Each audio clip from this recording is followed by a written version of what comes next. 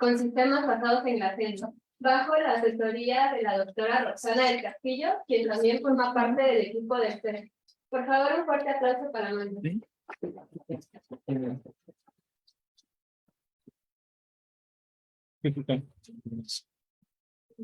Soy Amanda y como ya mencionamos, pues les voy a hablar de la absorción de gases de efecto invernadero en sistemas basados en grafeno.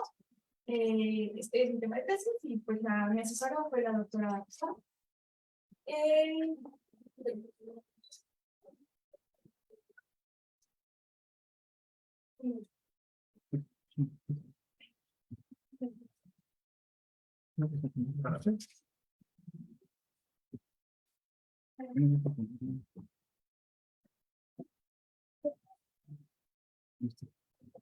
Bueno, para darles un poco de contexto, ¿saben cómo por qué ocurre el efecto invernadero? Bueno, si no, es porque la Tierra recibe radiación solar y debería replicar como una cierta cantidad.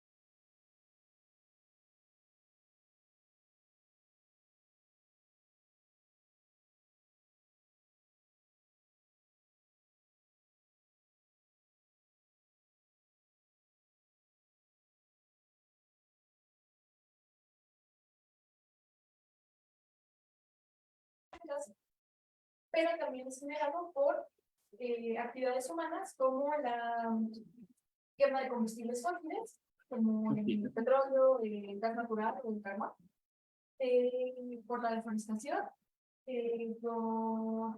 también por actividades como la agricultura o la ganadería, y el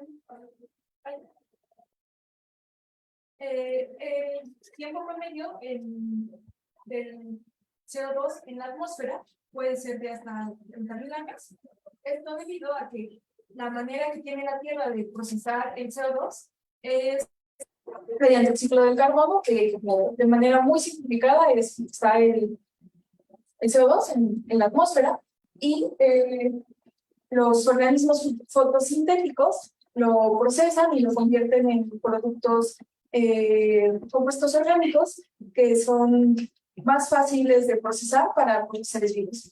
De ahí pasa a la fase de fijación, en la que básicamente el CO2 se guarda en lo que se conoce como sumideros de carbono, que son principalmente yacimientos de petróleo, gas natural, carbón, o en las plantas y animales, pues estamos constituidos por carbono, y por eso la deforestación es un problema doble, porque no solo acabamos con parte de los organismos fotosintéticos, sino también con parte de los sumideros de carbono.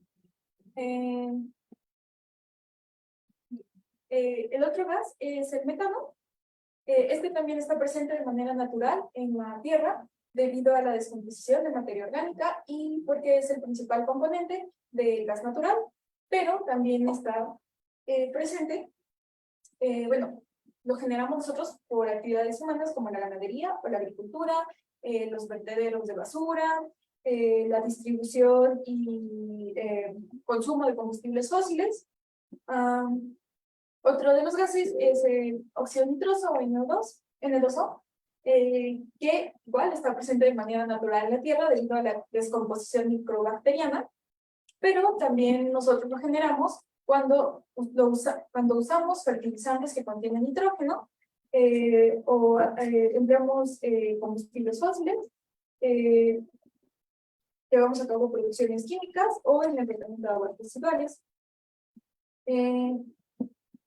Bueno, creo que no lo mencioné, pero la vida media del metano en la atmósfera es como de 12 años, pero la del óxido nitroso es de 114 años, que es muchísimo. Luego están los clorofluorocarbonos, que se refiere a los compuestos formados por cloro, flor y carbono. Los hidrofluorofluorocarbonos, que están formados por hidrógeno, cloro, flor o carbono. Los hidrofluorocarbonos, que están formados por hidrógeno, flor y carbono. Como dato curioso, los clorofluorocarbonos son los que Mario Molina dijo como, hey, dejen de usarlos porque están dañando la capa de ozono, y se sustituyeron por los hidrofluorocarbonos y los hidrofluorocarbonos. Estos en general se usan para más o menos lo mismo, por ejemplo, para los procesos de refrigeración, de aire acondicionado, también se ocupan para en los inhaladores de asma y en otras cosas como pinturas o extintores. Y la vida promedio de estos gases en la atmósfera es variable, va desde algunos meses hasta miles de años. Y bueno, como ya mencioné, el CO2 es en lo que nos enfocamos, y uno pensaría que el CO2, o sea, es un problema porque sí hay mucho CO2 en la atmósfera y eso hace que la temperatura aumente, pero resulta que también tiene injerencia en otros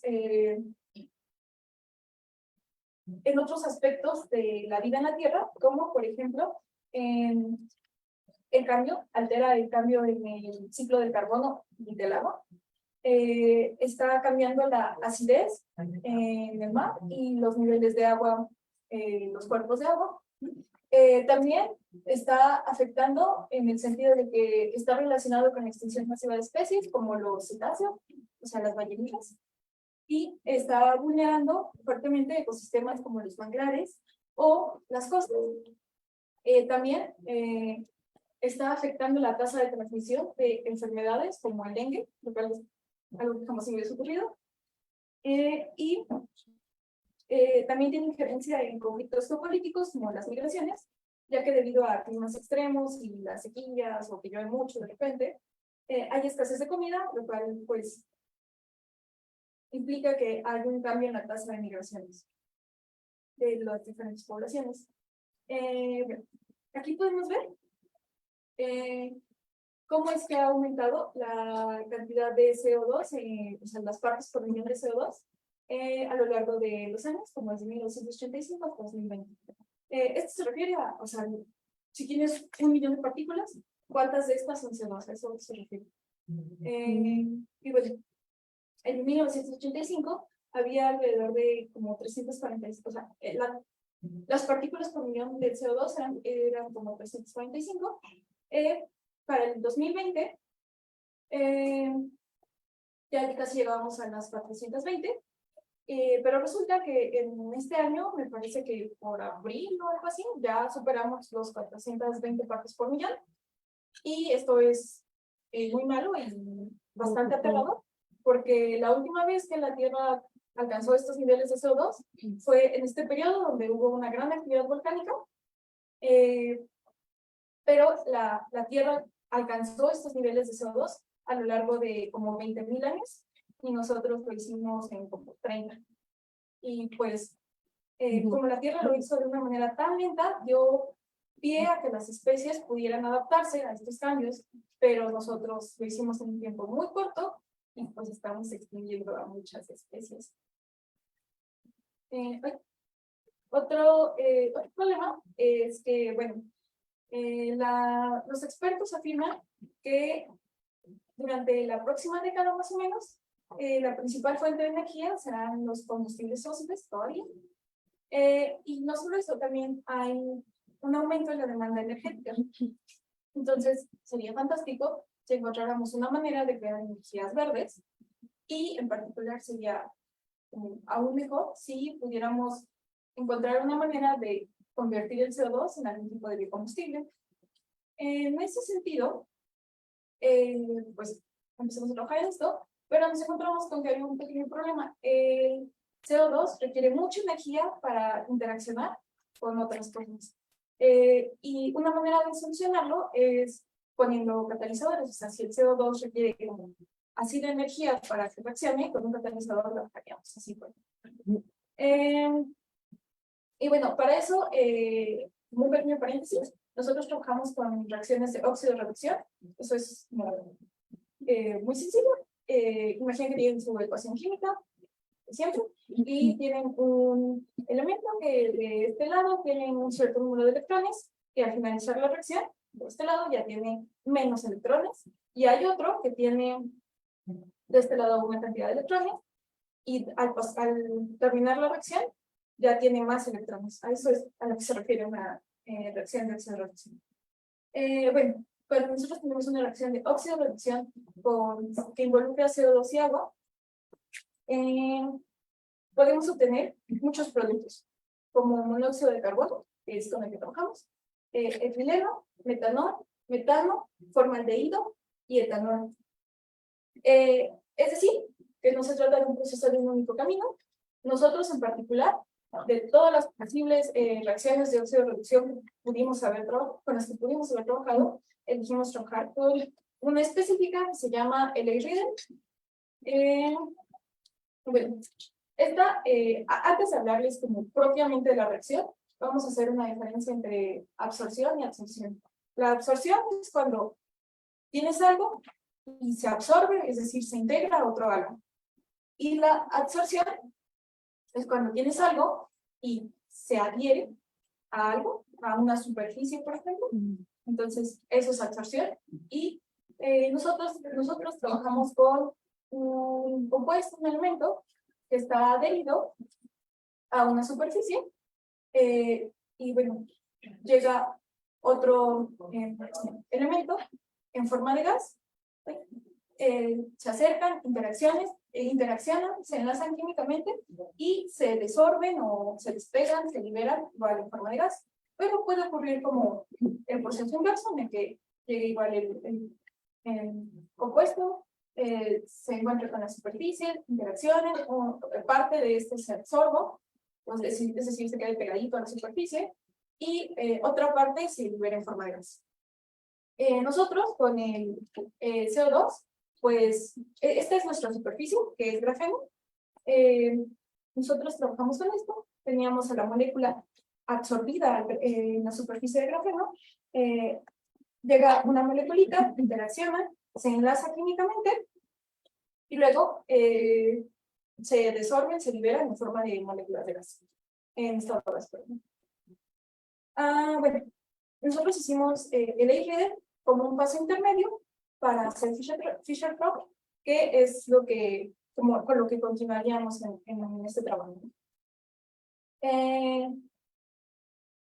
Bueno, este proceso se inició en Alemania por ahí de 1925 y ya para 1936 estaba industrializado, es decir, ellos encontraron, bueno, este es Franz Fischer y Tropsch, Hans Tropsch, que ellos encontraron una manera de convertir carbón en biocombustible de tal manera que fuera eficiente en el sentido económico y de tiempo, ¿no? Pero se perdió como la manera en la que ellos hacían el proceso y ahora se sigue haciendo, pero es un proceso muy costoso y hay otros procesos que pueden generar los mismos productos de manera más sencilla. Por ejemplo, en particular, cuando se produce gasolina con Fischer-Tropsch, se genera más CO2 de la manera usual de generar gasolina, refinando el petróleo. Y, o sea, como ya mencioné, sí es un proceso que se ocupa para generar hidrocarburos, pero se ocupa principalmente en regiones donde el petróleo es escaso, pero hay otras fuentes de hidrocarburos. Entonces, se ocupa, pero no es tan eficiente. Y bueno,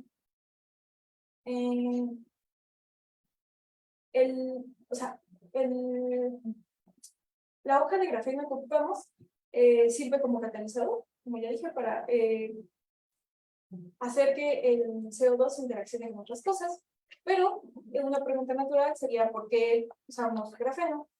Pues sí, hay otras opciones, como los metales de transición, como el platino, por ejemplo, que tienen una gran actividad catalítica, pero son escasos y son muy caros.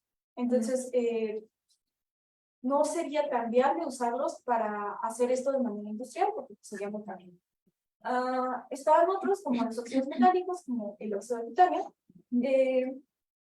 que funcionan, pero tienen baja eficiencia, son costosos y tienen poca estabilidad. Y luego están los materiales de acero, que tienen una gran área superficial, porque pues, justo son materiales de acero, una gran estabilidad y conductividad eléctrica. Y en particular, el grafeno, pues, es una hojita compuesta por átomos de carbono perfectamente ordenados, espaciados, así todos bonitos, formando estos hexagonitos. Y pues el carbono es un elemento muy abundante en la Tierra, entonces es accesible. Bueno, nosotros trabajamos con este software, Quantum Expresso, que se usa mucho para hacer cálculos de estado base, optimización estructural, dinámicas moleculares, electroquímica y cosas de transporte cuántico. El Quantum ocupa DFT, que básicamente es, si tenemos un átomo con n electrones, en lugar de trabajar con la ecuación de Schrödinger, con los 100 electrones, es todo feo y horrible, DFT lo que hace es como tomar la densidad electrónica como un todo, como una cosa y trabajar con ella. Y bueno, nosotros estábamos en particular interesadas en las interacciones moleculares y estas son básicamente debidas a fuerzas de Van der Waals, de Londres, esas cosas. Y como muy rápidamente, esto quiere decir que o sea, estas fuerzas están presentes en todas las moléculas. No importa qué moléculas, siempre están ahí. Y básicamente se refiere a que está la moleculita y hay algún elemento, un átomo, que tiene una mayor capacidad para atraer a los electrones hacia sí. Y en este caso, este es agua, ¿no? Entonces, en este caso sería el oxígeno. Y estos que son los hidrógenos. Bueno, entonces el oxígeno tiene una mayor capacidad para atraer a los electrones. Y es por eso que es más probable que encontremos a los electrones en esta zona, como rojita, alrededor del átomo de oxígeno. Y de este lado, es menos probable, estas son azulitas, es menos probable que estén ahí los electrones. Y entonces puede llegar otra moleculita de agua, por ejemplo, y como pues puede acercarse aquí, perdón. Está como formada, hay una distribución de cargas que no es homogénea, entonces puede acercarse la moleculita aquí y como que pegarse a la otra moleculita de agua y así se va como enlazando juntitas, pero son interacciones muy débiles y son fáciles de romper, pero nosotros sí tenemos que considerarlas. Entonces tuvimos que meter protecciones debido a esas fuerzas. Y bueno, otro motivo por el que usamos Quantum fue porque es un software libre. Y bueno, es un software libre, pero además funciona muy bien. Nosotros hicimos nuestras simulaciones y al final, cuando obtuvimos nuestros resultados, encontramos que la distancia entre dos átomos de carbono era de 1.419 y en un experimento ya publicado, reportado y todo, ellos encontraron que la distancia entre dos átomos de carbono era de 1.42. Entonces, concuerdan como nuestros resultados con los ya publicados experimentalmente, lo cual es bueno. Bueno, nosotros trabajamos con varios sistemas. El primero ya lo mencioné, es el grafeno prístino, que son los átomos de carbono, así todos ordenados bonitos, formando hexagonitos. El siguiente con el que trabajamos fue el grafeno grafítico, que es muy similar, solo que cambiamos uno de estos atomitos de grafeno, de carbono, lo sustituimos por un átomo de nitrógeno, que es azul. Y el grafeno pirigénico es igual, muy parecido.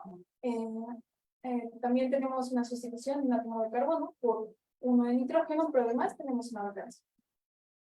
Cabe resaltar que también trabajamos con otros sistemas, pero esos otros sistemas, al final de los cálculos, evolucionaron a un grafeno pirigénico. Bueno, estas fueron las configuraciones estables, bonitas, con las que se podía mostrar. Bueno, nosotros hicimos las simulaciones con las moléculas así en vertical, que es decir, como perpendiculares a la hojita de grafeno, y paralelas a la hojita de grafeno, y al final las configuraciones más estables fueron como, o sea, hicimos las simulaciones con las, como dos opciones, y ya al final solo nos quedamos con las que fueron más estables. Otra cosa es que también podrán ver en los resultados que había ocasiones en las que las moléculas estaban en topside, es decir, está aquí la hojita de grafeno y la molécula está exactamente encima de uno de los átomos de carbono, por ejemplo. O en bridge side, que es cuando la molécula está en medio de uno de los enlaces, o en hollow side, que es cuando la molécula está en medio del anillo de grafeno.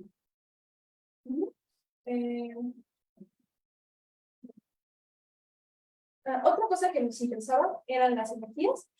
La energía de absorción es, como su nombre lo indica, la energía necesaria para que ocurra el fenómeno de absorción, es decir, para que las moléculas se peguen a la superficie, y se calcula como la energía de todo el sistema, es decir, el sistema basado en grafeno y la molécula, menos la energía de solo la hojita de grafeno, menos la energía de solo la molécula. También necesitábamos la energía de enlace, que, como su nombre lo indica, es la energía necesaria para que todo el sistema esté junto, bonito, funcione. Y esa es la energía del sistema, menos la energía de los átomos solitos, multiplicada por el número de los átomos por especie, dividida entre el número total de átomos. Y bueno, ya vienen los resultados. Esto es lo que les decía. Por ejemplo, esta molécula está vertical en topside sobre uno de los átomos de carbono. Es decir, está como, o sea, la molécula está vertical, perpendicular. Y esta también está vertical, pero esta está en horizontal sobre uno de los átomos, bueno, en topside, sobre uno de los átomos de carbono. Bueno, a nosotros lo que nos importaba era saber si la energía de absorción era tal que mediante un proceso físico como aumentar la temperatura o cambiar la presión, el enlace de la molécula con la monocapa de grafeno, ¿no? Si ocurría que eso, bueno, si resultaba que la energía era así de chiquita, a eso lo llamábamos fisisorción. Pero si resultaba que se requería de más energía, como del orden de las energías de los enlaces químicos, eso de covalente y todo eso, entonces decíamos que el sistema presentaba quimisorción. Y justo a nosotros nos importaban los sistemas que presentaban quimisorción porque era más fácil liberarlos, porque requerían menos energía. Y bueno, aquí que es el grafeno prístino, el que tenemos la hojita y solo lo cambiamos, sustituimos un átomo de carbono por uno de nitrógeno. Todos los sistemas presentan disociación. Aquí, en este, es el piridínico en el que tenemos una sustitución del nitrógeno y además una vacancia. Casi todos los sistemas presentan quimisorción, salvo el sistema en el que trabajamos la monocapa de piridínico con H2. Ese es el presente. Y bueno, aquí están como los resultados condensados. Esta grafiquita azul representa la energía que se tendría que darle al sistema para que ocurriera todo este proceso de la reacción. Y podemos ver que es como del orden de un electronvolt, que uno pensaría que no es tanto, pero si quisiéramos hacerlo a escala industrial, que pues sería el objetivo, esto ya sí sería un montón, porque es un electronvolt como por cada sistema, por cada conjunto de estas partículas con las que trabajamos, y pues estamos hablando de 10 a la 23 conjuntos de partículas, entonces es un montón de energía. Y esta parte es la parte de las energías que obtuvimos usando al grafeno como catalizador. que es lo que se presenta aquí, pero como consumo. Y podemos ver que el sistema que más energía requiere de estos es de poco más de 0.1 electronvolts, lo cual es una mejora considerable contra el electronvolt que se requería para el sistema, bueno, sí, el sistema sin catalizador. Entonces, vamos bien. Y también aquí podemos ver que el sistema que menos energía requirió fue el del grafeno grafítico, que es la curva verde. Entonces, este fue el más eficiente. Y bueno, esas son las conclusiones.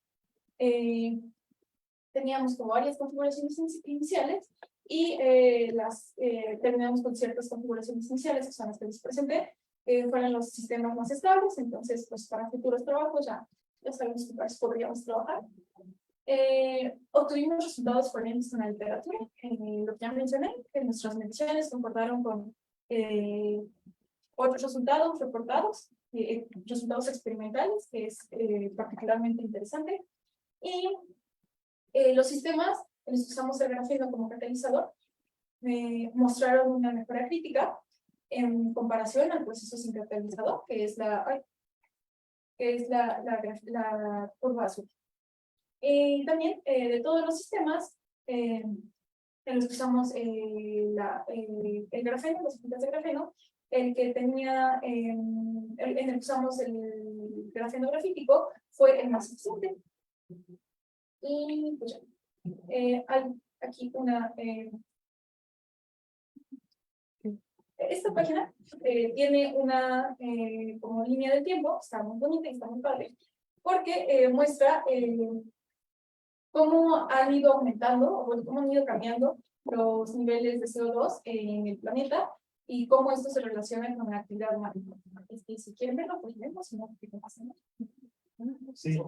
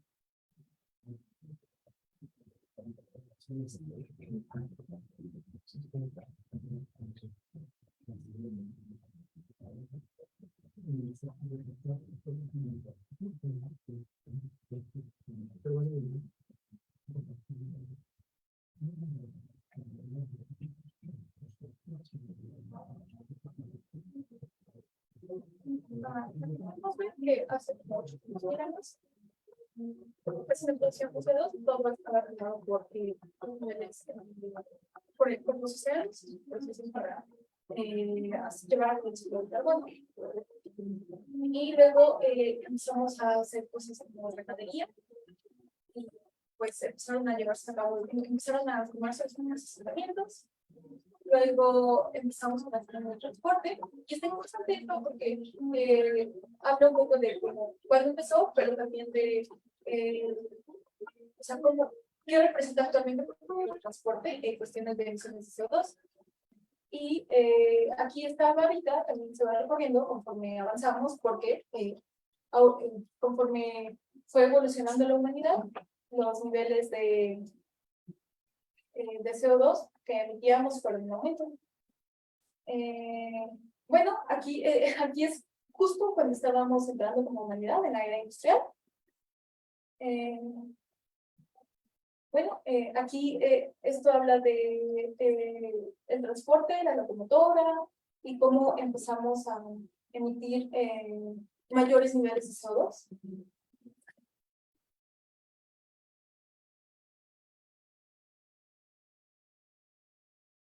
Esta es la página donde salió todo esto. En 1824, estos señores, Fourier, Tyndall y Arrhenius, dijeron como, oye, mira, existe algo que podría afectarnos, y pues es el efecto invernadero, entonces deberíamos controlar los niveles de CO2. Asegurarnos de que no necesitamos mucho. Y pues, creo que no necesitamos mucho gas. Y bueno, en 1850 empezó la fiebre del oro negro, el petróleo, y hasta el día de, bueno, para el día de hoy, para este siglo, un tercio de las emisiones globales del CO2 son debidas al petróleo. Esta es respecto al gas natural, y también un tercio de las emisiones de CO2 son causadas por el uso del gas natural.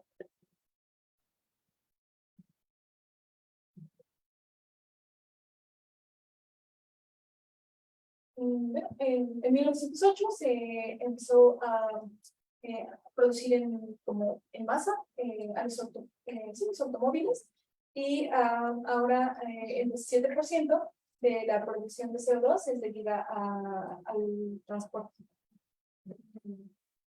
Pues vemos cómo se incrementa poco a poco esta barra, y ahora ya está un poco. Bueno. También el 3% de las emisiones globales de CO2 son debidas a la aviación, al sector de aviación en general.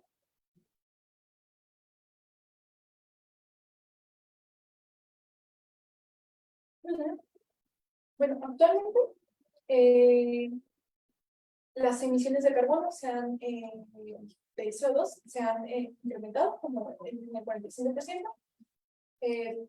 Bueno, algo que debería resaltar es que esto creo que llega hasta el 2013, pero igual en esta página encuentran como las emisiones de carbono por año hasta el 2013, y también como por país, como de los principales emisores de carbono.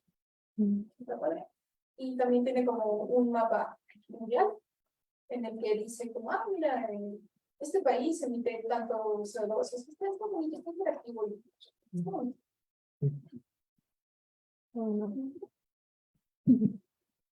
Creo que esto.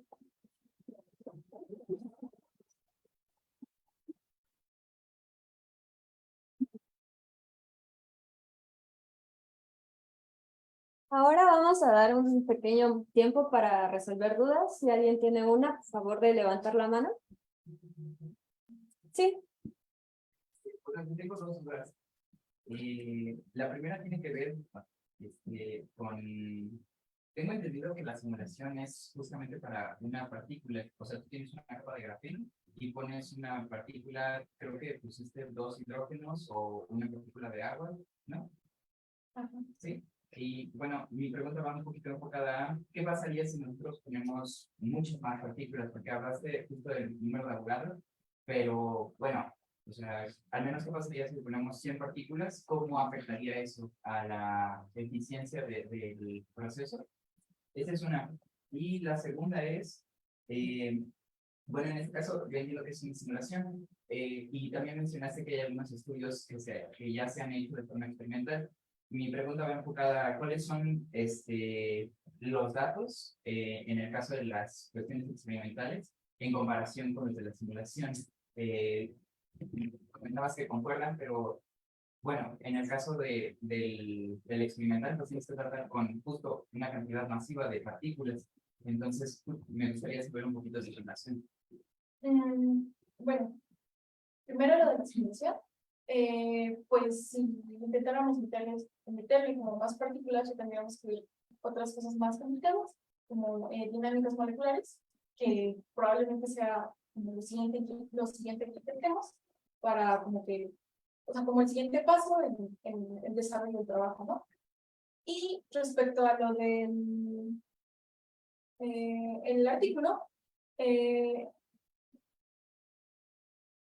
el artículo trabajaba con grafeno y moléculas, pero no necesariamente esas moléculas eran las mismas con las que trabajamos, entonces no creo que yo pudiese comparar como la eficiencia de las reacciones que tuvieron con las nuestras, porque pues no necesariamente eran las mismas moléculas con las que ellos trabajaron, pero ellos, o sea, hicieron sus procesos y reportaron que o sea, las monocapas de grafeno que ellos tenían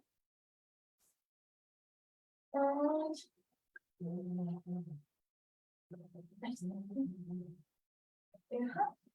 O sea, ellos tenían estos anillos repetidos como a lo largo de su espacio muchas veces, y ellos reportaron que la distancia de enlace era de 1.42 y la nuestra fue de 1.419, ¿no? Entonces, o sea, nosotros solo hicimos la simulación, pero ellos que sí hicieron o sea, el proceso, el desarrollo experimental, encontraron que igual las distancias eran las mismas. Entonces, eso es algo positivo porque significa que nosotros sí tuvimos, sí hicimos de manera acertada la simulación, y entonces nuestros resultados, más allá de si concuerdan o no exactamente con ese artículo, sí están bien encaminados. O sea, si alguien decidiera probar con nuestras partículas y así, tal vez nuestros resultados no estarían tan alejados de los suyos. No sé si eso nos puede entender. ¿Alguien más?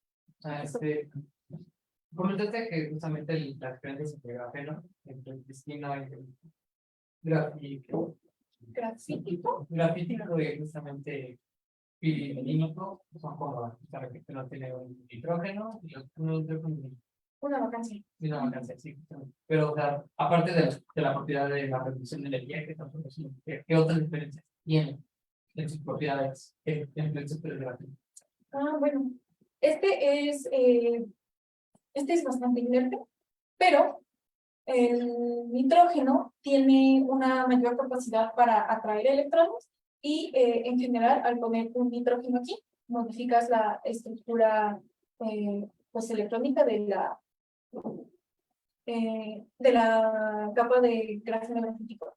Bueno, aquí no lo mencioné, pero este era, en este, todos los, bueno, no todos, pero varios de los sistemas con los que trabajamos presentaron una mayor capacidad de transporte electrónica, el gas disminuyó, cosas así, cosas relacionadas en general con los electrones y el transporte de carga, cosas así. Entonces, esa podría ser una de las como beneficios que obtendríamos de sustituir un carbono por un hidrógeno. ¿Alguien más? ¿Alguna duda? Sí. Disculpa, ¿cómo decidieron en qué caso su optimización o optimización? ¿Hubo una frontera de energía o algún valor límite? Sí, más o menos. Nosotros dijimos que se presentó optimización cuando la energía de absorción era más o menos la energía, sí,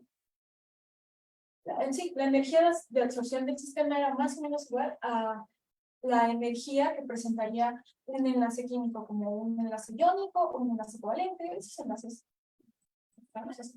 que me parece que va de, si hay algún químico por aquí, pues puede corregirme, ¿no? Pero creo que es como de 1.7 electronvolts para hasta 4.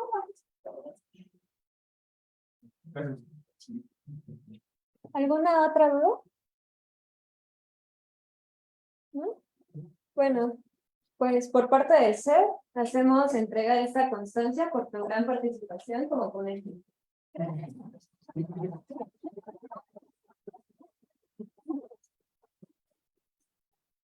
Como siempre, están invitados a las ponencias de las siguientes semanas. Síganos en nuestras redes sociales, donde vamos a ir subiendo novedades y resúmenes también de las ponencias anteriores. Y muchas gracias por su asistencia el día de hoy.